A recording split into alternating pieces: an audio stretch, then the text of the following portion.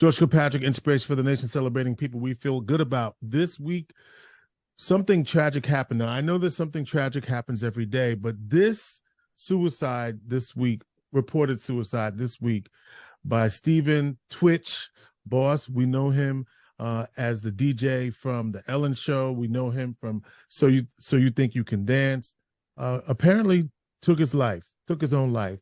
The reports are that he went to a hotel, didn't take his car. That caused his wife some concern. He didn't check out when he was supposed to, and they found his body from a reported gunshot wound. Here's why this is shocking to me, because on every appearance of this individual's, the way everything we saw outwardly showed somebody who seemed to be exuberantly happy all the time. High energy, when he was doing the DJing at Ellen Show, IG famous, if you will, with, family and kids, all of that seemed to be going on in his life. But yet we know that statistically, something is happening in our community, particularly as it relates to Black men, right? A study shows that between 2014 and 2019, rates of suicide among Black people in the United States increased by 30%. 30%, according to a recent study. So what's going on with our Black men? Also, a recent study by the Centers for Disease Control showed that although the overall rate of suicide in the United States decreased by 3% in 2020, the rate of suicide actually increased among many men of color, including Black men during this time.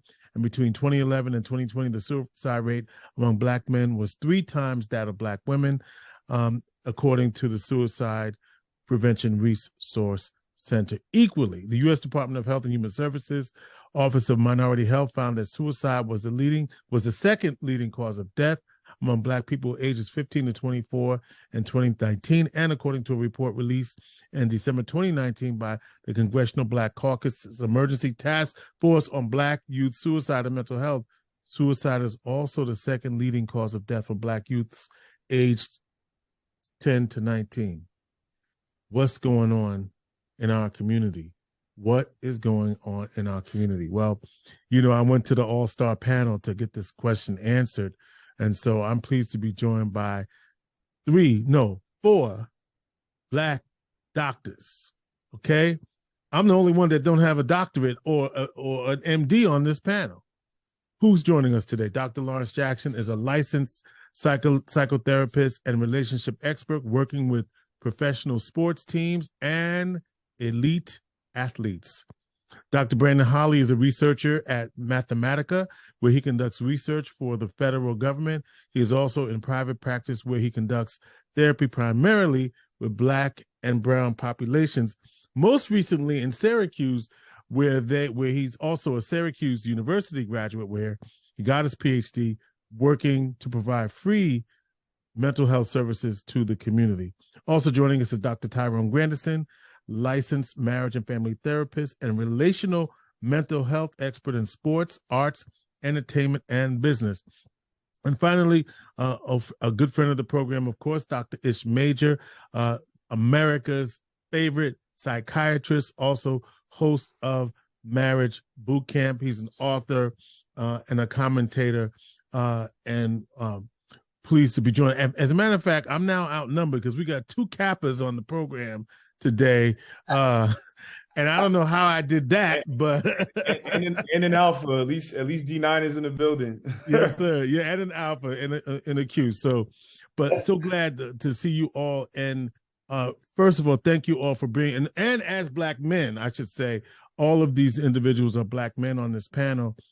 And let me start. And anybody can take this. What's going on in our community, Doc? Dr. Ish, I'll start with you. Oh, man. We're hurting. We're not doing well. We're not healthy. And we're dying. That's the truth. Right? And if it's not somebody else killing us, it's us killing us. And if it's not us killing us, then it's us hurting ourselves from the inside out. And we don't have anybody to talk to about it. Right? What we do is the exact same thing that we all just did when we jumped on this call. Right? dapped everybody up. How's everybody doing? Catch up. But nobody said, hey, how you doing, George? No, right? We didn't do any of that. Right. We lost a brother today, right? Did. So that's the thing we do, right? We don't go there. We prefer not to go there because maybe it's too much for us or maybe too much for you. We prefer to just keep the mask on and keep it pushing. So that's what's happening, right? More the same, but worse than it ever was. You know, Dr. Grandison, what y'all want me to call y'all? Because I know y'all all. I'm gonna go one round through everybody's doctor, then I'm dropping all of that. Y'all good? Yeah. Okay. Dr. Grandison, he appeared to be so happy though, like really happy. Talk to me.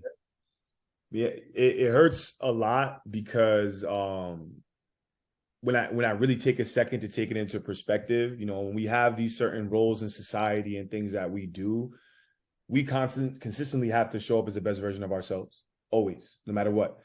And whether that's the public, at home, friends, family, this, that, and the fourth, especially, if you're, TV personality, somebody in the industry, even for what we do as therapists, it's just like I constantly have to show up every single time and with the smile on my face are usually more upbeat, and I think that, over time, we've just really been conditioned to suppress whatever we are feeling and show up as the best version of ourselves, because at the end of the day, like, who cares? I think historically we come from so much plight and understanding that people are like, yeah, okay, too bad of how you feel, or get over it, or it's not that serious, and just continuously downplaying the things that we go through on a regular basis. And then on top of that, going through the things that every other individual in the world goes through, and then being a person of color, eventually, I would imagine that does get to us, and each of us tends to react to it differently. Some people do it in violence. Some people might harm themselves. Some people, become terrible communicators. They seclude themselves. And it's just really disheartening to really think about it, where, just as, Dr. Major said, it's just like, some days, how you doing? Yeah, I'm cool. It's so natural to just do, instead of acknowledging, like, actually, like, I didn't have a great day today. It's really hectic. I'm stressed. I got this going on, and I just have to accept that this is a part of what life is, and just not talk to anybody about it, So, Dr. Lawrence Jackson, what's going on? I think a lot of what Dr. Majors and Dr. Grandison has said, right? And I think part of that is that taking care of ourselves is sometimes viewed as being selfish, right? And when you think about, checking accounts, you can have withdrawals, but if you don't have deposits, your account's going to get empty, right? Or it's going to be withdrawn. And for whatever reason, we have began to frame taking care of ourselves, prioritizing our needs as a view of being selfish, when in actuality, you need those deposits before you can even give out these withdrawals. We have to be able to be in a space where we're putting our energy on a budget, right? Knowing that we can't just continue to give out without giving stuff back in. And I think as Dr. Grandison has mentioned, that we're always on a go, we're always performing, we're always getting these withdrawals, we're always pushing this energy out without getting some of that reciprocated, and doing the things necessary that we need to do to make sure that we're good first and foremost. And so I think that's a big issue that we're struggling with today. And I think it's manifesting in a lot of different ways. I know we focus on this because it's, a celebrity that we saw every day and appeared to be doing well. Brandon, what's your take? What's going on? Dr. Hollie, what's going on? Yeah, Brandon is fine too. Similar to what everyone else said, right? I think a big piece of this is being okay with not being okay, right? I mean, especially in a Black community, this idea of being able to talk about feeling depressed, or, like I'm feeling a little anxious. Making that okay. That space is okay.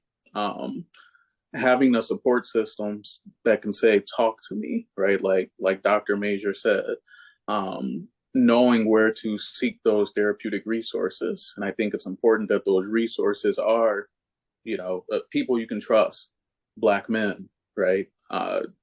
Therapy is such a taboo in a Black community. It has been for such a long time that sometimes we'll just keep things in, right? And we really need someone to talk to.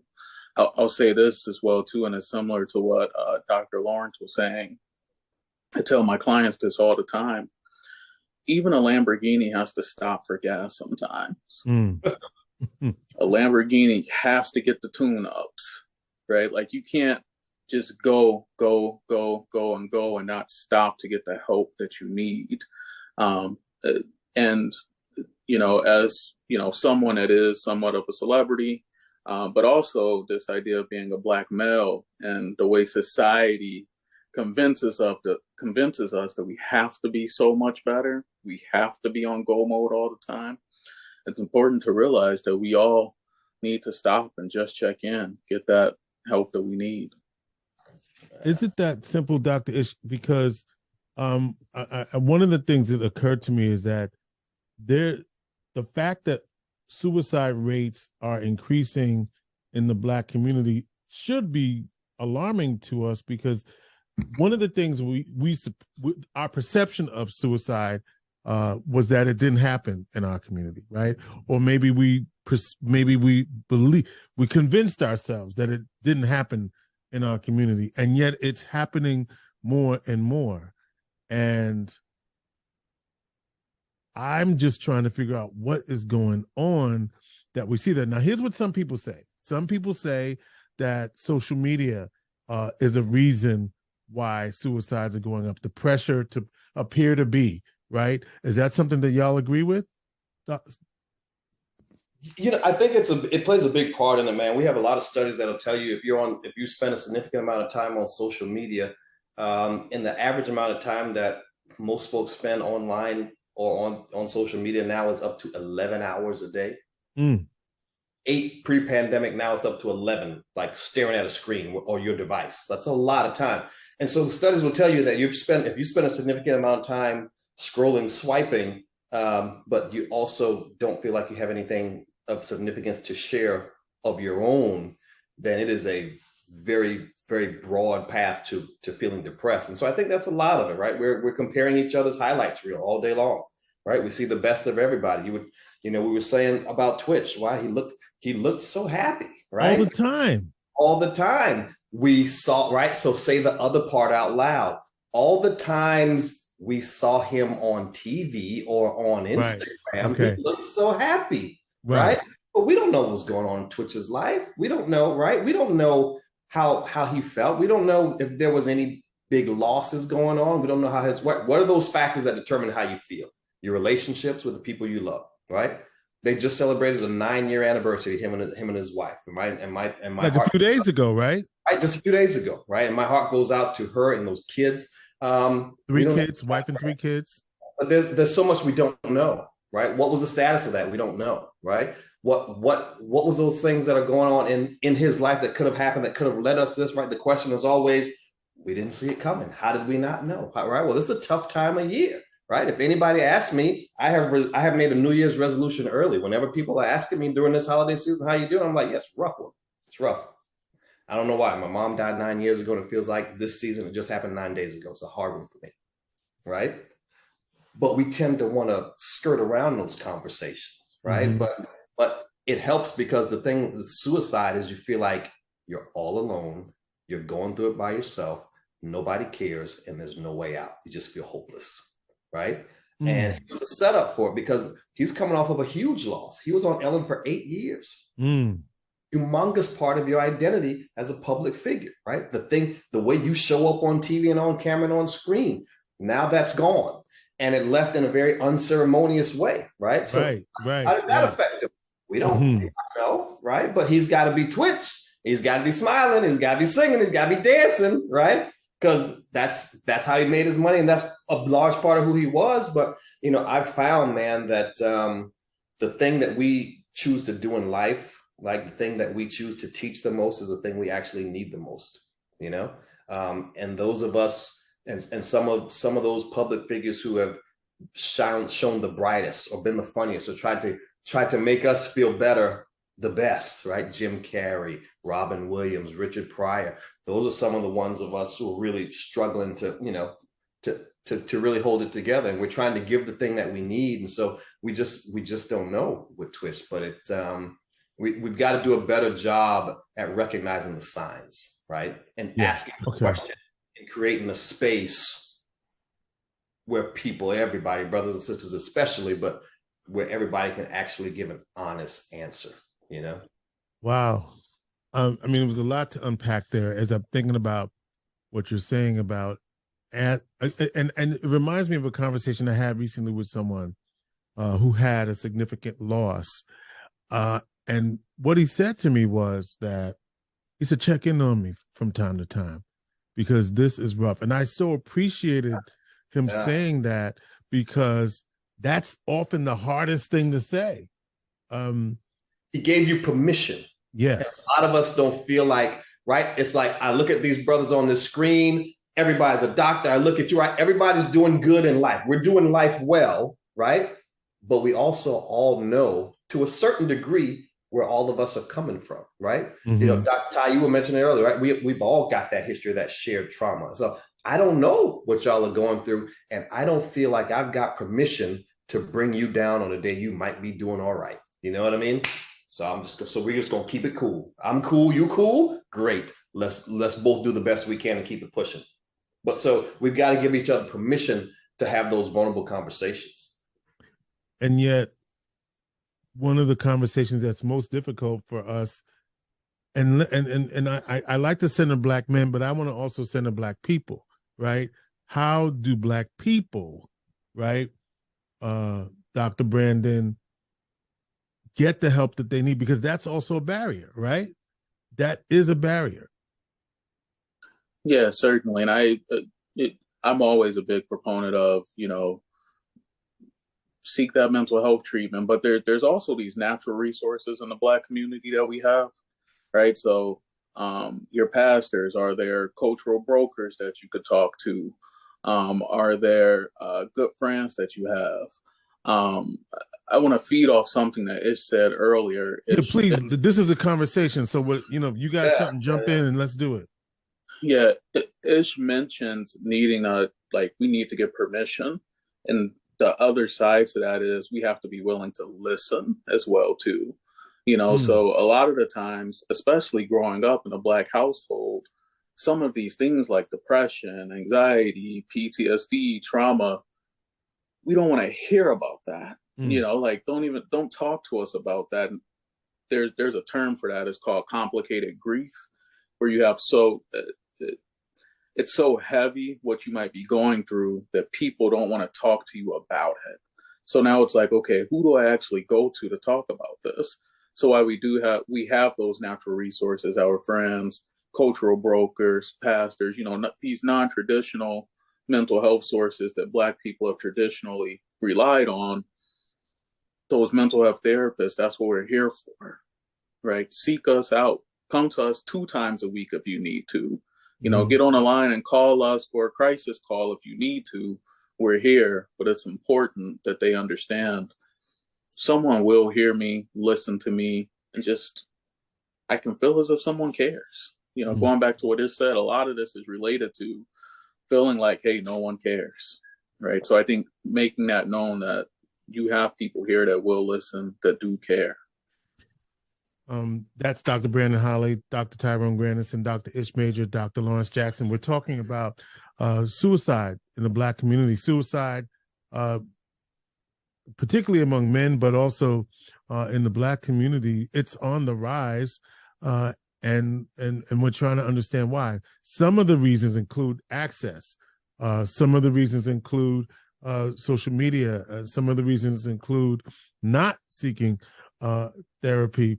What else do we need to think about, Dr. Grandison, around this issue, so that, because I want to get to, I want to have the conversation with you guys to really unpack this, but also what are we missing? Because there may be some things that are right in front of us that we're missing, that someone that could appear to me to be like, for example, I checked on a friend of mine today because I hadn't heard for a couple of days. And I was like, yo, I need to know what's going on with you right now, right? Like, what's up? Let a brother know you all right. I got a text back, yo, I'm good. I'm not feeling well, but I'm good. I need to know that because I don't want to take anything for granted today. I'm really concerned about what's going on with us right now. And the other piece that I want to get into is the impact of racism. If you think that is also a factor, because someone suggested that might also be a piece. So between first you, Dr. Grandison, and then Dr. Jackson, take that up. If you even remember what I asked after all of that.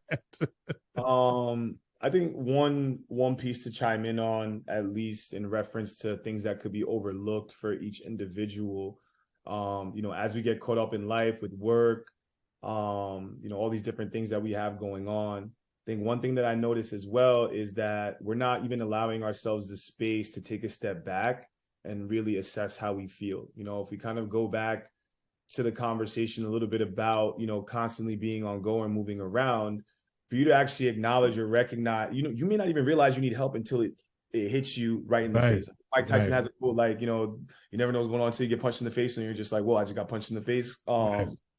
And when you actually take a moment to sit down and be still, outside of work, away from, again, we all know how, riddled the Black community is with substance use and things of that sort.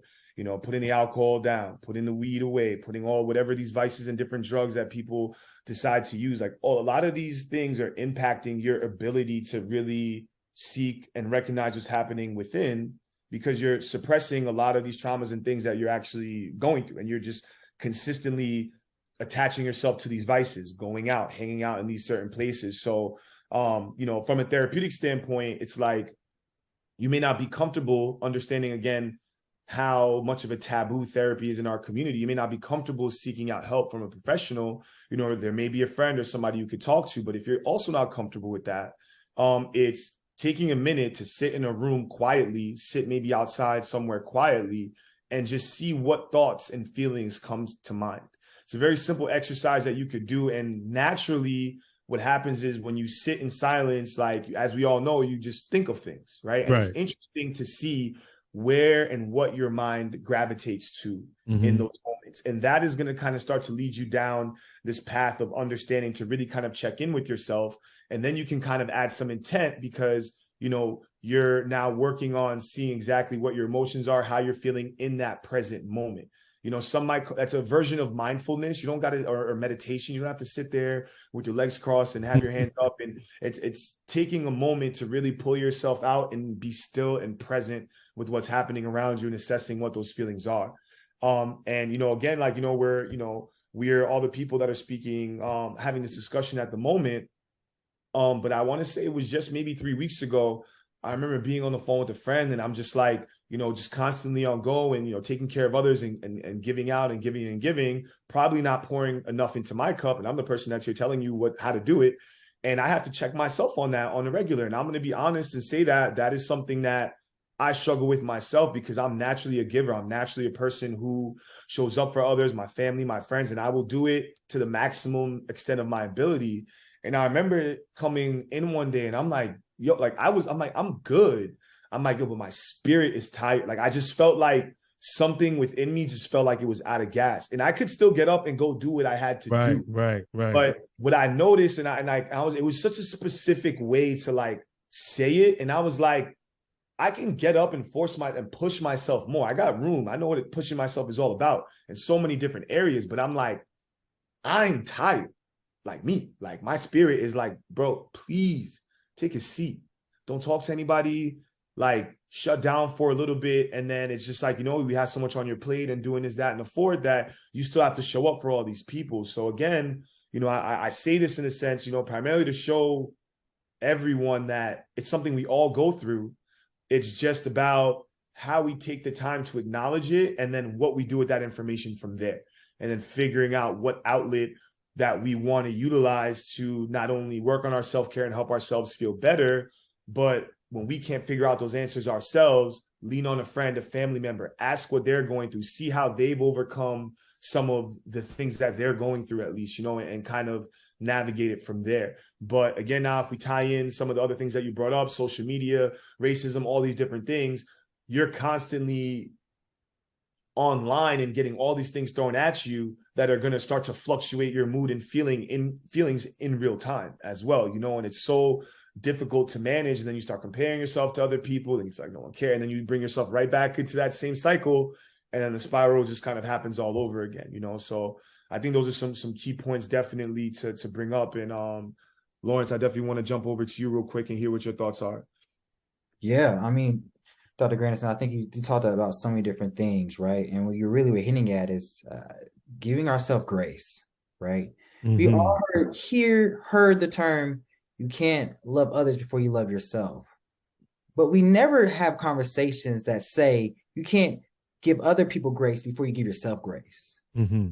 Anything we've taught from a very young age, how to give other people grace, how to say grace, whatever grace may be, whatever that may look like. And grace oftentimes, to me, I kind of view it like the alphabet is FGH. If you think about it, you know, G and F are real close together. Grace is a type of forgiveness. It's a type of forgiveness. And not only is it a type of forgiveness in a lot of ways, it's an opportunity that can be masked as hope. If I'm giving somebody grace, I'm forgiving them, and I'm giving them an opportunity to do something different, right? And so we're showing grace for other people, but when we think about grace for ourselves, we really struggle with that. Because it looks weird to say, hey, I'm going to forgive myself that I can't be everybody that I want to be today, right? Or people tell me all the time, I don't got time to show myself grace. I don't have time to give myself some space, right? But if you were to take grace out and put the word hope in, I don't have time to give myself hope. That's a tough pill to swallow, right? And so keeping that in mind that, you know, we do need time to recalibrate. We do need time to reset. We do need time to prioritize those deposits. Mm-hmm. And we do need times we're not going to be on 1,000%. We're going to have days we're not doing as well. And those are the times we got to learn, just like we learn to give it to other people first, is give ourselves grace. And it's the type of forgiveness that we need in order to give ourselves hope, right? I think another thing that I would like to add, and George, you mentioned this, I checked with my friend, I said, what's up? Right. Our language and how we describe, you think about it, what's up? Not what's down, what's around, what's up? Or I say, what's good? Not tell me what's bad, tell me what's good. Even the language that we use to describe how to check in, we want to hear about the good stuff. Right. About the stuff that is up. Very right. suggestive. So going back to that permission, right? We want to have some more conversations about, hey, how are you doing? How are you feeling? Right? I just want to check in on you, right? Because I think in part, the way that we communicate, the way that you learn to communicate, which is great, it's awesome, it also doesn't provide that permission slip that we're looking for. And not only the way that we communicate, our families, we struggle with those permission slips. We all talk about that aunt or that uncle that we can't invite to the family reunion, right? We try to keep a distance from them. There's something going on, right? People say something's off, right? So you have a natural indication early on that expressing, being who I am, tapping in, letting people know what's going on with me, being vulnerable, can be perceived in a way that can ostracize people. Just in the same way that me not saying anything at all feels like I'm ostracizing myself from everybody around me. And so we got to be more in tune with how we communicate with one another as well. What are some warning signs? Because I go back to, you know, we started this conversation, by the way, if you're just joining us.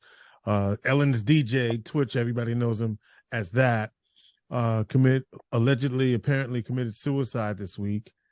And from what we could see, and we've all talked about the performance and the masks and all of that, seemed like it was a happy guy, seemed like. Mm-hmm. So what are some signs that we need to watch out for so that we can check in, do all the things you just said, mm-hmm. and with the mindset that there's some things going on that we might miss if we don't look for them? So what, anyone can jump on that.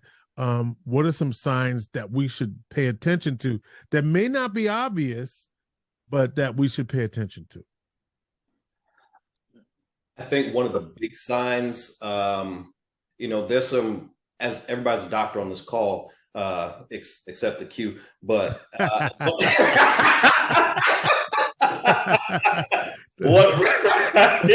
That's a good one. That's a good one. That's a good one. One of the things, obviously there's some obvious signs, right? Isolation, people kind of withdraw more. People start doing things out of character, right? They, in some ways, start to let go of some of the things in the physical world. They start to say goodbye, or have meaningful conversations out of the blue. And it's like, okay, that was weird. I hadn't heard them in 5 years, and they're doing this. There's some things that we use, there are different scales, sad persons, things like that we use to assess suicidality, who's at highest risk for completing a suicide. Mm-hmm. We know women attempt more, but we know men complete it more because they use more legal means, right? And usually by gun, right? Right, usually by gun, right? We know the highest risk group in the country are white men over the age of 60 who have recently lost something, right? So if we could extrapolate that to us, loss is a big one. When you lose a big part of who you are, a big part of your identity, right? Whether it's a parent, whether it's a spouse, in Twitch's case, right? A large part of his persona of who he was, right? Most folks didn't never know his real name. We call him Twitch, right? We call him Twitch, or we call him the cool black dude from Ellen. Right. Ellen's DJ. Right? Ellen's DJ. All right. So you lose that. I think we've got to be able to appreciate what a big part of our identity gets wrapped up into what it is we do, and so that's a big sign. And again, it's it goes back to what Ty was saying about, right, nobody wants to stop and check in with themselves and see how they're doing, and it goes back to the grace that Lawrence was talking about, giving yourself a little bit of kindness, and if you can't get to kindness, if you can't get to grace, you got to be able to get to kindness, right? How do you talk to yourself when things don't go well, right? If you mess up today, what do you say to yourself? Do you call yourself stupid? Do you call yourself an idiot? Right? Or can you be kind to yourself in some of those not so graceful moments? You know what I mean? Can you do that? I've got an 18-second rule when I'm checking in with somebody. If I'm really checking in, I'm gonna say, George, my man, how you doing today, brother? And then I'm gonna shut up for the next 18 seconds. Not say anything. And I'm going to allow you to fill the space. But here's the thing, and we were talking a little bit about the science. I'm likely to say, fine, and you? And I'm not going to anything. Yeah. And I'm going to continue to be silent because even if I say that. Doesn't matter, because I need you to know that I'm asking you a very honest question, and I'm creating this safe bubble for you to give me that honest answer. It seems like a short period of time, but you stand in somebody's face and be quiet for 18 seconds while they're trying to answer a question. They're gonna get real uncomfortable. Yeah. Somebody's gonna say something, and somebody's gonna say, and they're gonna tell you something you never expected, because you created a safe space for it, right? But we got to stop long enough, like you guys were saying, you just got to stop long enough to check in. Check-ins aren't quick. Sometimes that's what I was gonna say, because most of the time, like if I'm running and I see you. Like, I'm in the store, I ain't got time to hear all. I think, but let me go down that road for a minute, because I may not have time to hear all of that because I'm trying to get my soup and sandwich or whatever it is, and then I think about it. That could be the conversation that person needed right now before you save somebody's life with that conversation. I saw George in the store, and George gave a damn. George cared. He took 30 seconds to look me in my eye, and he let me know that he gave a damn about how I was doing today. So you know what? I might be all right tonight. And that may be enough just to get you through. Yeah. That is the biggest, like exactly what both of you guys are talking about right now. Like that, just getting a person to the next day, right? Next moment, right? Is so powerful. And granted, you're busy, you're running in the store, you got to get your soup and your salad real quick on your break before you're late for your 30 seconds late. You want to be punctual, because we're all punctual, man. And we want to be punctual to where you're going to go. But I guarantee you giving that person that extra 30 seconds, that makes you a minute or two late for where you need to go. If you help that individual get to another day, deep down, you're just fine with saying, hey, I apologize for my tardiness today. I got caught up taking care of something. I'm here now, because that moment probably meant the world. But the exact thing that you said initially of walking in and you're in a rush and your first thought, I may not have time to, that's what the person already feels. They see you moving around. They see that this person, or they don't have time to listen to what I'm about to say or what I would like to say. And they're going to hold that in, and it's going to start to make them feel even heavier in that moment. Like, wow, George was a person I was about to say something to, but I realized he didn't have time. And then, then you start to psychologically almost like victimize yourself in the moment and force yourself to feel worse than you need to, even though it's not really what it was. You just had somewhere to be. It's not that you didn't care, but in the moment, it already feels like no one cared. So your perception of the world around you starts to perpetuate those thoughts. The same way, if you look at something a certain way and you keep looking at it that same way, that's the way you're going to see it until somebody comes in with an alternate perspective. Exactly. Ty, reframe it, right? I saw George, and George was somebody I was about to say something to, but he didn't give me permission to say it. Because his posturing was, he's busy, he's pressed for time, and he really just doesn't have time to hear what I got to say. But if George took a beat and took a breath and was like, hey, man, whew, I'm glad I ran you. Let me put some of this stuff down. How you doing? And then zip it. Now you gave him permission to tell you actually how they might be doing. Yeah. And the other piece of this is, going back to the warning signs and what Ish and Tyrone were saying, is no one's happy all the time, right? It's not a thing. No one's angry all the time. In fact, I tell people, okay, when you find yourself feeling angry, what's really going on for you, right? Like, that's a secondary emotion. What's going on deeper for you? One thing I find is that black men, I think black people in general, we don't know how to talk about our feelings or even identify it. So when I ask people, hey, how are you feeling? They'll tell me what's going on for them. And that's good, but what are you feeling? Like, talk to me. What's really going on for you? So when we think about these things such as being an optimist or being a pessimist, I don't think people realize that those are like extreme ends of the scale. To say I'm extremely optimistic or I'm extremely pessimistic, we all go through something at some point. So, George, one of the warning signs is you can't be happy all the time. Talk to me. What's really going on for you? You're angry.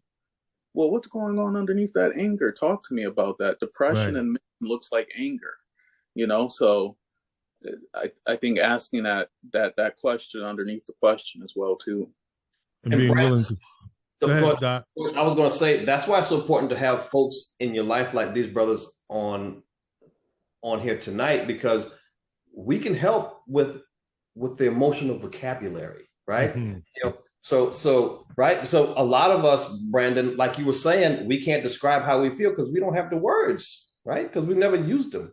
Because our mama didn't use them, my daddy didn't use them, right? My boys don't use them, right? So am I rageful? Is it revenge? What am I feeling? Am I feeling anger? Am I feeling discouragement? Am I feeling like I'm blaming myself? Am I feeling worried? Am I disappointed? Am I perturbed? Am I doubtful? Am I feeling overwhelmed? Right? These are not words we use in normal everyday conversations. So you've got to expand that emotional vocabulary and peel it back to, like Brandon was saying, to the basic emotions. Get the secondary stuff out of the way and let's get to the real things. There are only 4 things you're ever really feeling: happy, sad, scared, surprised. Let's talk about it. Someone did anyone want to say something else? Because I'm thinking just again, some practical tips for people. When people talk about ending their life, believe them, right? That there's a possibility if they talk about being depressed or if they talk about feeling hopeless. If you notice alcohol and drug abuse, these are things that we need to look out for. But also prevention is the checking in. I know you guys can't say enough about the checking in and why that's important. And I just hearing you guys talk about all of this idea that you're not happy all the time, that it's okay not to be okay, to give grace to yourself and to ask the question about how someone is doing and wait. And even if somebody's talking about how positive they're all the time, there might be something underneath that too, right? Because that's why, again, Twitch isn't the only person that took their own life, but it's somebody who visibly is the antithesis of what we think sadness looks like. And so that's what I'm really getting to, is when knowing that it could happen to even the person that is appearing to be something that they're not, and that means performance. So, maybe the question we should ask is, what are you performing today that you really are trying to mask? Maybe that's the question to ask, right? Because I know yesterday I knew I was on low octane, and I don't know if I recognized that or acknowledged that in myself. Now, that's not to say that I wanted to do something drastic, but I was not 100%. But, I don't know if I showed that to you. If you had asked me, I was like, I'm all right. Yeah, I'm doing what I got to do. So I think when I'm hearing you say, whether it's a male or woman or anyone in between, non-binary, acknowledging the truth of what's happening in the moment for you, and know that that's a moment and it doesn't have to be forever, right? But if it is, go see somebody and talk about it. If you can't see somebody and talk about it, dial 988, the suicide hotline. 988 is a national suicide hotline. 988 National Suicide Hotline. Get on the phone and talk about it. Have a conversation. Get the help and support that you need. Brothers, any final thoughts for our community on how we can, first of all, we're raising awareness about suicide in the Black community, but any final thoughts that you have about this issue, how we prevent it, how we be healthy mentally, or any other thoughts about this topic? Yeah, I think the biggest one that I loved, and I think when we're ending on this, I think it's really good to highlight that very clearly, that it's okay to have emotional variability, right? We don't got to perform. We don't got to be high energy. We don't have to be cool, calm, and chill. Nothing bother me all the time. It's okay to show the different emotions that we have, right? And we don't have to mask what they are. I think the conversation we're really talking about is the permission and cultivating a space to do so, right? So not only are we going to give you the permission to do it, we're going to give you the space to do it as well, right? Share these different parts of who we are. And I think when we had that opportunity to do so, we're more able to connect with one another. And we're able to more connect with one another. We're more in tune with one another. We're more in tune with ourselves. And I think we're putting ourselves in a better light than what we are kind of experiencing right now as a society as a whole. Anyone else? I'll keep it short. Check on your happy friends too, right? Everyone's going through something, and let's make emotional vulnerability a thing, right? Like, let's make it trendy, because we all need to know how to and be able to express our emotions. I'll chime in on this one and say that I want to highlight what we talked about as being a good listener. I think that we had brought up the fact that some people don't even know how to express what they're feeling, right? And if you're an individual who finds yourself in a place where it's hard for you to describe your feelings, what you're going through, and things of that sort, utilize other outlets. So one thing that you could do is listen to others. So when other people are talking about their experiences and the things that they've been through or are going through, you don't have to downplay what they're saying. Oh, everybody goes through this, everybody tired, everybody this. Like, again, allow that person the space, just as it's been brought up, to speak on their experience, and then listen. Because in you listening to what that other person's experiences and what they're going through, you can now pick up context clues and maybe different ways that you didn't know how to express yourself. If you're too nervous to maybe see a professional or somebody else to learn how to do that, just try listening to others and taking from some of the things that they're saying and seeing if those attributes are something that you can kind of link to some of the feelings that you're feeling as well too. And another really good tip as well too is utilizing music, as I find something that works really well with my clients, where even in like teenagers, younger population, young adults, and things of that sort, we listen to a lot of different genres of music, but we all know when we're sad or happy, the type of music will change of what we're listening to. We tend to gravitate toward whatever our mood is, right? You love these. So I love Sade. If I'm ever sad or I feel unloved or this or that, I listen to Sade personally. Her music just makes me feel like I'm in love. I'm like, damn, like, why do you feel so bad? I'm like, so like, and I feel so good when I listen to it. So Now, when you're intaking things of that sort, I can now use that and connect the emotions that I'm feeling to what I'm hearing. So just take a step back, and that's where it goes to when you take that time to sit into your own space and really assess how you're feeling. It'll let you naturally gravitate towards different things. And I just encourage you to pay attention to that and start there to figure out how to navigate to a safer place. Yeah, no, I love that, man. I would, my final thought would be practicing some of what we were talking about and just modeling some vulnerability, As Black folks, we're always performing for somebody. We're never not performing. Whoa. Because that's the way we were taught to get out of what we were in, right? Whether it's on a football field, when it's on a stage, right? Whether it's on a camera, whether it's for family members, because we're trying to keep them up, for the folks in school, for the folks at work, right? We're never not performing. So as Black folks, I would say the thing I had to do for me, the gift I had to give myself was I had to give myself permission to stop performing. And the way I did that was I would wake up and I would ask myself every morning, who am I performing? Who's my audience today? Who's my audience, right? Is it you, George? Is it, right? Is it my partner? Is it the folks I got to go and do this song and dance for at work? Who am I performing for today? And the more you start to ask that question, the more you can take the power away from those folks who you feel like you got to perform for. And it gets that much easier to give yourself permission to move yourself from the stage and just take a seat in the audience and just rest and just watch the show. That is the deal. That is Dr. DrIshMajor, board certified psychiatrist, author, host of Marriage Boot Camp on WE TV. Look for the new season in the year 2023. Dr.